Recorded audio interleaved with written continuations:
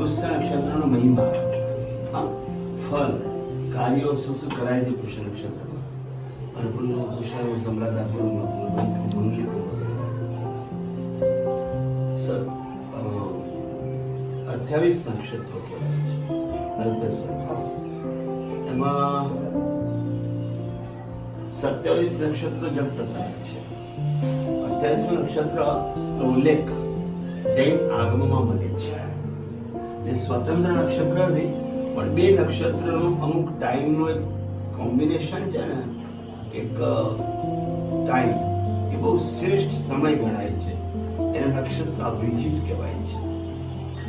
અને એ અભિજીત નક્ષત્ર બહુ શ્રેષ્ઠ સમય છે. એટલે જેમ સમયમાં નક્ષત્રમાં 28 નક્ષત્ર અભિજીત મહત્વપૂર્ણ છે, એમ બધા નક્ષત્રમાં રાજા કોઈ હોય તો પુષ્ય નક્ષત્ર. પુષ્યનો અર્થ છે પુષ્ટ કરે કાર્ય. એ સમયનો સ્વભાવ છે. કોઈ બીજો સમયનો સ્વભાવ કેવો હોઈ શકે કે મરચું તીખું કેમ, એનો કોઈ જવાબ નથી. તીખું જ હોય. સાકર ગળી કેમ તો ગળી જો, કારેલા કડવા કેમ કડવા જ હોય. હવા જેવા કેવાય આમ તીરછી કેમ તીરછી, એનો સ્વભાવ છે. એમાં આગ ઉપર કેમ જાય એનો સ્વભાવ છે. પોતાનો સ્વભાવ છે તે સુખ શાંતિ છે. સ્વભાવ પ્રમાણે બધા કાર્યો કર્યા કરે. મેનેજમેન્ટ, કોમ્પ્યુટર પ્રોગ્રામિંગ બધું, એટલે કોઈ અગવડતા પડે. બધા પોતાના સ્વભાવ પ્રમાણે વર્તે તો કદી પણ દુઃખ નામની કોઈ વસ્તુ કે અવ્યવસ્થા ન હોય. અને પુણ્યના ઉદયથી સ્વભાવ બરાબર બનેલા રહે છે. પાપના ઉદયથી સ્વભાવમાં પરિવર્તન આવે છે. ભલે ક્ષણિક હોય, થોડા સમયનું પણ હોય ને તો પ્રલય મચાવી દે છે. એટલે સ્વભાવ છે. એમ કાલનો પણ સ્વભાવ છે. આમ કાલનો સ્વભાવ શું? ખરેખર વસ્તુઓને જૂની કરવી એ સ્વભાવ છે. સમયનો, ટાઈમનો સ્વભાવ વસ્તુઓને જૂની કરવી. તમે નવું સર્જન કર્યા કરો, મહેનત કર્યા કરે જીવ પોતાના સુખ માટે, સુવિધા માટે, આનંદ માટે, પ્રમોદ માટે. અને સમયનો સ્વભાવ લપડાકો ઠોકવાનો, લપડાકો મારવાનો. હવે તમે પોતાનું પેલું માનો અને નવું સર્જન કર્યા કરો અને માલિકીનો ભાવ કરો, મેં બનાવ્યું, હા, તો મૂળ પદાર્થ આપણે ક્યાંય છે જ નહીં. પૂતગલ માંથી બનાવ્યું. પૂતગલ ક્યાંથી લઈએ તો કુદરત પછી આપણે વર્ગણા ખેંચીએ છીએ. આપણી નથી વસ્તુ, માલિકીની વસ્તુ જ નથી. પણ જીવની શક્તિ છે પૂતગલોના ભેગા કરવાની, એમાંથી સર્જન પોતાના પુણ્ય પ્રમાણે કરવાનું. એટલે શું કલ્પના ભ્રમ ઊભી થાય છે, ભ્રમણા કે આ મારું છે. મેં પહેલા ક્યાં હતું? જરા એને પૂછ્યું, પહેલા પદાર્થ હતો કે નહીં? પદાર્થ હતો. એ તું નથી લાવ્યો. કેટલું પંગુત આપ્યું. પર પદાર્થ પર આધારિત આપણે સર્જન કરીએ છીએ. પણ સર્જનમાં વચમાં આપણે જાતના આખી હોમી દઈએ છીએ કે મારું અને એવું જવું જોઈએ તો હું દુઃખી થઈ જાઉં. આ હોય તો જ સુખી. એટલે શું થયું ખબર? હંમેશા દુઃખી જ ભ્રમણાના કારણે. કારણ કે પદાર્થોનો મર્યાદા હોય. અમુક સમય સુધી જીવ છે ને ગ્રહણ કરી શકે છે, સર્જન કરી શકે. પણ સમય એને લપડાકો માર્યા કરે, જૂનું કર્યા કરે, ખંડેર કર્યા કરે, ઘસારો માર્યા કરે, તોડ્યા જ કરે. તમે આપણે જે બનાવ્યું સર્જન તોડ્યા જ કરે. અને એ આપણે સૂક્ષ્મ જે પરિવર્તન આપણે જોઈ શકતા નથી. એટલે આપણે આશ્ચર્ય, બગડી કેવું થઈ ગયું, તૂટી કેવું થઈ ગયું. એટલે આપણે જે કડી બહુ સરસ આવે છે, બહુ સરસ સજ્જામાં બતાવે છે. સડન પડણ વિધ્વંસણ, બહુ સરસ સજાય છે. એકદમ સત્ય સમજાવે છે. જેને આપણે સરસ આપણે બનાવ્યું, આપણે જે ભાવો પોષીએ છીએ એનું મૂળ સ્વભાવ શું? સડન પડણ વિધ્વંસણ, આખર માટીનું આંડ રે, ક્ષણમાં વાગે ખોખરું, કર્મ ન ચાવણ હાર રે, કર્મ તણી ગતિએ. બહુ સરસ કર્યો છે. જોરદાર મર્મ સમજાવી દો. સડન પડણ વિધ્વંસણ એનો સ્વભાવ છે. સમય બધું એ જ કરે. પદાર્થો પર એની સત્તા છે સમયની. હા, સમયની સત્તા પદાર્થો પર છે, જળ પદાર્થો પર. એટલે એના પર લપડાકો મારી શકે અને એમાં કોઈ મીન મેં ફરક કરી શકતો નથી. એ કાયમનો રૂટ છે. એટલે સમયનો આવો સ્વભાવ છે. બરાબર છે. અને ક્ષણમાં વાગે ખોખરું. અને આવો જ અનુભવ છે. ક્ષણમાં ભૂકંપ થાય છે, ક્ષણમાં અકસ્માતમાં પ્રાણ જાય છે, ક્ષણમાં રોગોનો પ્રવેશ થાય છે, ક્ષણમાં મૃત્યુ આવે છે. છેલ્લો શ્વાસ લીધા પછી એક શ્વાસ લેવાની કોઈ ચક્રવર્તીની કે પહેલવાનોની કે ઇન્દ્રોની તાકાત નથી. અંગુ છે. એ પુણ્ય પતી ગયું, ખલાસ થઈ ગઈ, મૂડી ખર્ચાઈ ગઈ. હવે નથી આ જન્મની શ્વાસ લેવાની તાકાત. તો કોઈ તાકાત લઈ શકતી નથી. જીવનભર લીધા, કરોડો વર્ષો સુધી લીધું, 100 વર્ષો સુધી લીધું હોય, આપણે મનમાં એમ કે શ્વાસ લીધો. આપણે હાથની વાત છે. ના, એટલે પૂતગલ પરમાણુ છે શ્વાસમાં. ભોગવટો પુણ્યથી આ જીવ ભાવમાં પૂતગલનો જ કરે છે. શ્વાસ પૂતગલો, બોલીએ છીએ તો બોલવાનું વચન પૂતગલો, વિચારીને વિચારો પૂતગલો, બધા પૂતગલો પુણ્યના કારણે આપણે સંયોજન કરી શકીએ છીએ. જ્યારે પુણ્ય ઓછું થતું જાય એટલે બધી શક્તિઓ ક્ષીણ થતી જાય, પછી સર્જનની વ્યવસ્થા સ્ટોપ થઈ જાય, વિસર્જન ચાલુ થઈ જાય એટલે જીવ જોર લગાડે વધારે, હારે જુગારી બમણો, જેટલો બમણો રમે એટલો વધારે માર ખાય, વધારે માર ખાય, બરાબર માર. એટલે જીવ સીધો રહે, સમયનો સ્વભાવ ઓળખી જાય તો આ સમયના અંડરમાં આપણે પીસાઈએ છીએ. એટલે કહેવાય આ સમયનો સ્વભાવ છે એ પુષ્ય નક્ષત્ર જે કાળ છે એ પુષ્ટ કરે છે આપણા કાર્ય, જોરદાર છે. પણ એ તો મહિનામાં એક દિવસ આવે, એ ચૂકવું નહીં, બસ એના કમાણી પૂરેપૂરી કરી લે. એટલે પુષ્ય નક્ષત્ર એટલે શું? કાર્યને પુષ્ટ કરે. જેમ કોઈ સંકલ્પ કર્યો, આપણે સંકલ્પ શેના માટે કર્યો? હંમેશા સંકલ્પમાં આપણે જીવીએ, ઈચ્છાઓના જંગલોમાં આપણે કૂટાઈએ છીએ, કપાઈએ છીએ અને મૂંઝાઈએ છીએ, ઉલઝન પામીએ છીએ, ચિંતાઓનો ભય ઉત્પન્ન થાય છે. તો સંકલ્પના વિશ્વ આપણે જીવીએ, હંમેશા આવો સંકલ્પ કરીએ, એ સંકલ્પ ઓટોમેટિક તમારા સામેથી આવે છે. પુષ્ય નક્ષત્રમાં કોઈ પણ કાર્ય શરૂ કરો એ એની વેલે ચાલ્યા કરે. જેમ ગાડી પાટા પર ચાલે એવી રીતે એની વેલે ચાલે, સંયોગ જ આવે કરે. લાઈક પુષ્ય નક્ષત્ર સ્વભાવ છે. કોઈ પણ કાર્ય, કોઈ સંકલ્પ, કોઈ ખરીદી કરી હોય તો તમને એ સરસ રહે.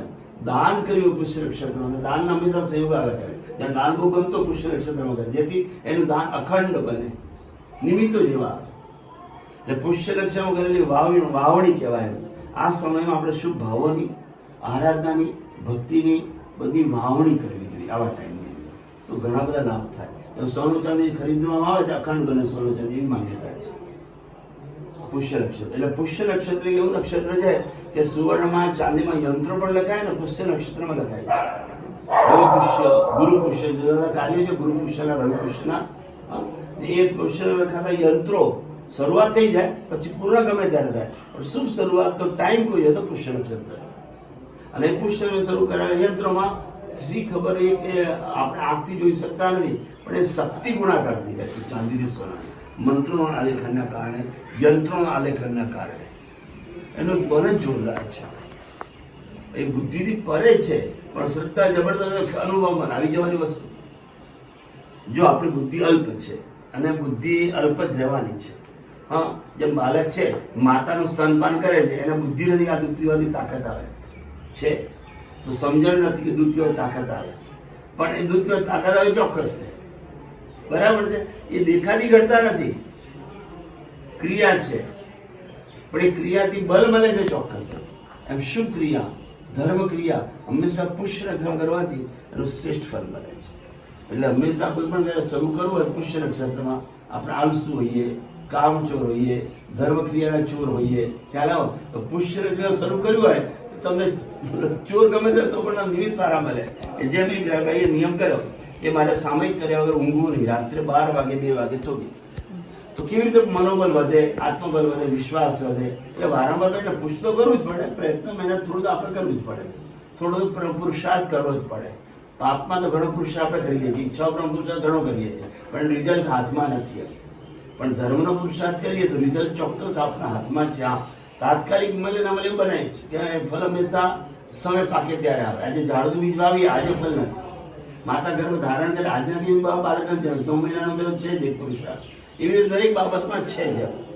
તો એ ભાઈ સંકલ્પ કર્યો સામયિકનો, ઊંઘવું નહીં સામયિક કર્યા હોય તો એ ગયો રાત્રે 1 વાગે અને સામયિક નહોતી થઈ, 1 વાગે સામયિક.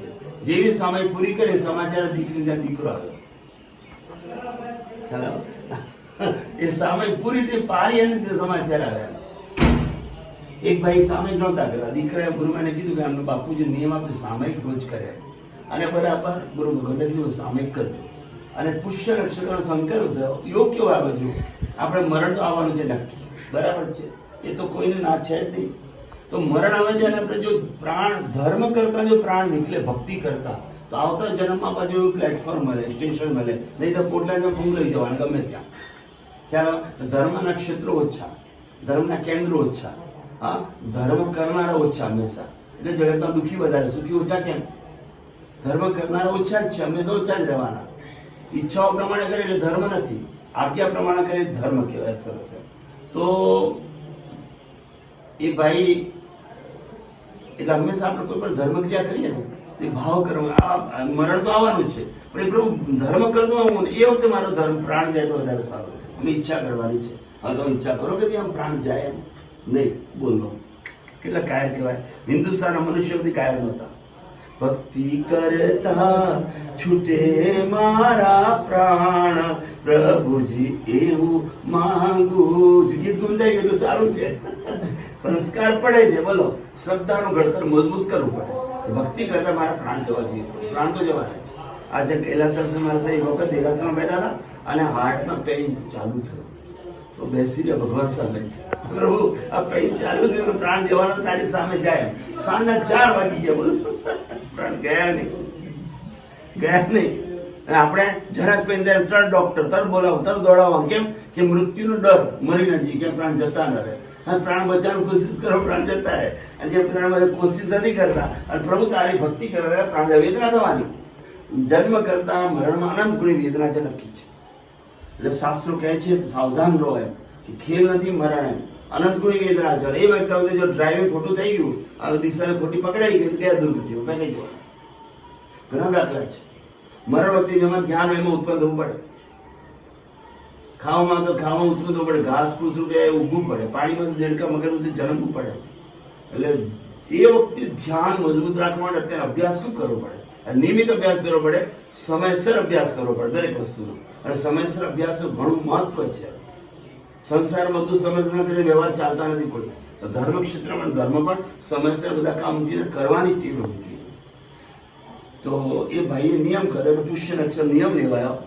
તમે નહીં માનો, કોને ખબર તેનો સમય ક્યારે, અંત સમય છે, છેલ્લો સમય ક્યારે, કોઈને ખબર નથી. પણ આ પુષ્ય નક્ષત્ર કામો જમાવી લે છે. ગુરુ મહારાજ ચોમાસું ગામની અંદર, નાનકડું ગામ, ચોમાસામાં પેલા ભાઈ સામયિકમાં બેઠા છે એક દિવસ અને દીકરો બોલા બાપુજી સિરિયસ છે અને છેલ્લો સમય છે, સામયિક મંગલિક સંભળાવો. ગુરુભાઈ મંગલિક સંભળાવો. જે પુષ્ય નક્ષત્રમાં સામયિકનો નિયમ કર્યો હતો, આ એક પુષ્ય નક્ષત્રમાં સામયિક છે અને એ પુષ્ય નક્ષત્ર ગુરુ વગરનો યોગ છે પાછો. હું જયપુર બિહારમાં હતો ત્યારે એક ગામ છે વડસમાવાળા, મુહૂર્ત લેવા માટે આવ્યા કે દવાખાનું ચાલુ કરવું છે, મેડિકલ કેમ્પ ગામની અંદર. ત્યાં કોઈ કામ જ જતું નથી. ભગવાનની વરસમાં એક વાર જાય, કોઈ થોડા ઘણા જાય. તો અમારી દવાખાનું એવું ચાલુ કરીએ, અઠવાડિયે જઈએ એટલે ભગવાનની ભક્તિ પણ થાય. તો પુષ્ય નક્ષત્ર કામ ચાલુ કર્યું હતું એમને. છેક જયપુર મુહૂર્ત લેવા આવ્યા હતા. 2021 સાલની વાત છે. અને પુષ્ય નક્ષત્ર મુહૂર્ત કર્યું હતું, હા, એના કારણે એ કાર્ય એવું ચાલ્યું 40 ગામથી લોકો આવે દવા લેવા માટે મેડિકલ કેમ્પમાં. અને એ થયું કે મંદિર જીર્ણ થયું છે, 2 કરોડના ખર્ચે મંદિરનું જીર્ણતા થઈ ગયો અને એવું સરસ ક્ષેત્ર બની ગયું અને બધા જ આવતા થઈ ગયા. એટલે કેટલો વિકાસ થઈ ગયો. નિમિત્ત આવવાનો ઉપકાર છે. વિકાસ, સુરક્ષા અને ભક્તિ બધા ગુણાકાર.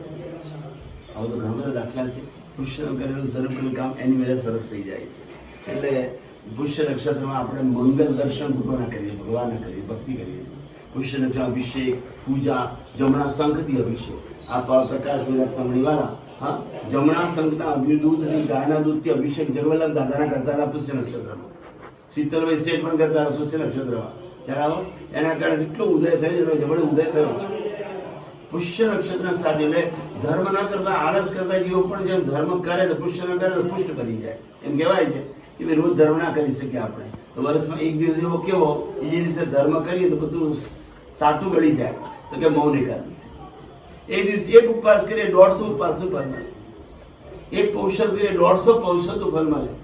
હા, તો રોજ આળસ કરતા એક દિવસ એવો રાખ્યો છે. મહિનામાં એક દિવસ એવો આવે છે, આ 27 નક્ષત્રના દિવસે પાછું પુષ્ય નક્ષત્ર આવે. એમાં જો કોઈ ગુરુવાર આવી જાય, બુધવાર છે, ગુરુ આવી જાય. કોઈક વાર કાલ રાત્રે આવ્યું છે ને, તો ગઈકાલે તો મંગળવાર હતો, આજે રાત્રે જતું રહેશે. ગુરુવાર સ્પર્શ નહીં જાય. ગુરુવાર આવે, રવિવાર આવે, બહુ ઓછું આવે. આમ બાજુ બીજા મંગળવાર, બુધવારે, શુક્ર આવી જાય તો ગણાતો નથી. પણ શુક્રવાર આગળ બાજુ ગુરુવાર આવી શકે, હા, શનિવાર આગળ બાજુ રવિવાર આવી શકે આવે. કોઈ 3 કલાકનો, કોઈ અડધા કલાકનો પુષ્ય નક્ષત્ર હોય. આ પુષ્ય નક્ષત્રમાં કરેલા કાર્યો સિદ્ધ થઈ જાય છે, કરેલો સંકલ્પ સિદ્ધ થઈ જાય છે. એની મેળે સહજમાં થાય છે. સંયોગ જેવા સરસ આવે કે કે આપણે આશ્ચર્યચકિત થઈ જઈએ. અને પુણ્યથી સંયોગ એવા આવે જે કલ્પના બહારના છે. બધાના અનુભવ છે ને બધાના. કેવી સમય બહાર આવે છે, બોલો કેવા અકસ્માતો થયેલા છે. હા, અને એ વખતે થોડી લાગેલા કે હવે શું થશે એમ. પણ જ્યારે પુણ્ય ઉદય હોય છે જોડે ત્યારે એટલે આપણે કહેવાય છે પુણ્ય ઓછું ન થવું, હંમેશા પુણ્ય વધવું જોઈએ, અખંડ રહેવું જોઈએ. પુણ્ય હંમેશા પુષ્ય રક્ષણ કરવાથી પુણ્ય હંમેશા અખંડ બને છે, અખંડ બને છે, ઓછું ન થાય. ને આપણે ત્યાં તો કીધું છે ખાલી પુણ્ય નહીં, આપણે તો વિવેક વાળા બનવું જ છે, સત્યના દર્શન કરવા છે, પુણ્યાનુબંધી પુણ્ય આપણે ઉપાર્જન કરવું જોઈએ.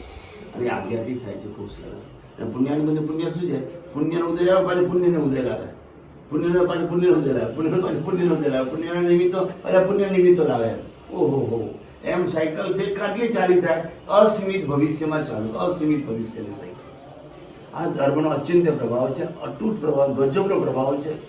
કલ્પના કરી શકો તમે, જે છે અંત સમય સુધી છે કે જ્યાં સુધી મોક્ષ ન થાય ત્યાં સુધી પુણ્યાનુબંધ પુણ્ય આપણો ભૂમિયા તરીકે જોડે રહે છે. બોલો,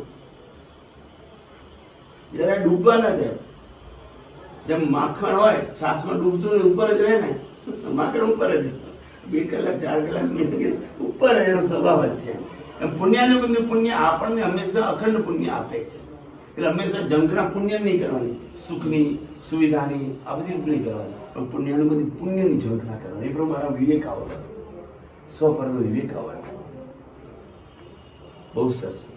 તો આપણે જન્મના પુષ્ય નક્ષત્રમાં માંગલી સમારોહ ચાલુ રહ્યું છે બધું, એના બીજા બધા લાભ મળ્યા. જેમ ભાવના હતી કે પુષ્ય નક્ષત્ર મીટિંગ રાખીએ, એટલે જે નથી આવી શકતા એ તમારે જે એમને ભાવના હતી પણ આજે સેટ ન થયું, ટેકનિકલ થોડું સમય બરાબર. પણ તમારા ભાવના સરસ છે. અમારા અલ્પેશભાઈ હંમેશા મુખ્ય જાણવ